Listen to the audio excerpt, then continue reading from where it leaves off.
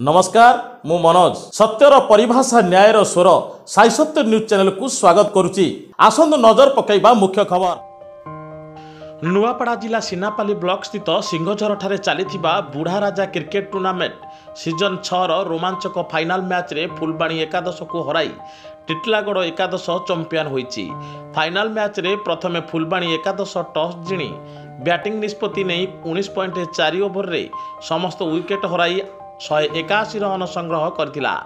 यार जवाब रे टिटलागढ़ एकादश निर्धारित 20 ओवर रे 9 विकेट हराई 184 रन संग्रह करी चंपियन होइतिला। शेषरे बल रे लकी छक्का मारी टिटलागढ़ एकादश को विजयी कराइथिले। आजिर फाइनाल मैच रे टिटलागढ़ रे lucky man of the match विवेचित होइतिले। टूर्नामेंट रो मैन ऑफ द सीरीज भाव में फुलबाणी एकादश अमरेश्वर विवेचित होइता बेले बेस्ट विकेट कीपर भाव में केउंझर दलर अनिल, बेस्ट कैप्टेन अभि, डिसिप्लिन टीम भाव में फुलबाणी, बेस्ट सिक्सर हर, बेस्ट फील्डर दीपक, बेस्ट बोलर राजा को पुरस्कार प्रदान करा जायतिला। चंपियन दल को 71,000 सहित ट्रॉफी और मानपत्र दि जाइथिबा बेले उपविजेता दल को 41,000 पुरस्कार राशि सहित ट्रॉफी और मानपत्र प्रदान करा जायतिला।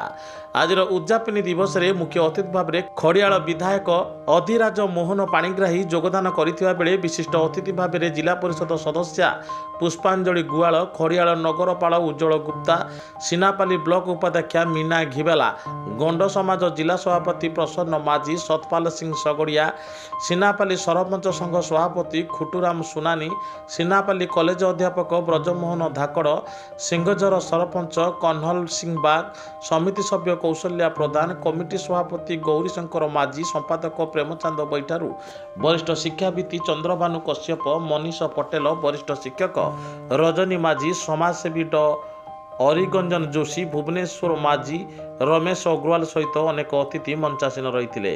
अतिथि मानक स्वागत संबर्धना देवा सह उपढौकन प्रदान पूर्वक यह टूर्नामेंट एक अंचल अनन्य और परंपरागत बोली अभिहित करथिले। आजिर दिवस रे विशिष्ट भाष्यकार प्रकाश पात्र परिचालना करथिले। अतिथि माने योगदान करी खेलाड़ी मानक उत्साहित करने सह खेलाड़ी मानक भविष्य में जड़े आदर्श और महान खेलाड़ी हेबा पई मार्गदर्शन करथिले।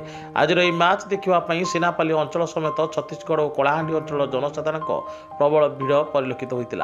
आज मैच रे अंपायर भाव में पयोज कश्यप बसंत शबर दायित्व निर्वाह करथिबा बेले स्कोर भाव में चंदन बैठारू और प्रदीप नायक रही। सेहीपरि बिजू सेठी, प्रकाश पात्र, भीमराज तांडी धारा विवरणी प्रदान करथिले।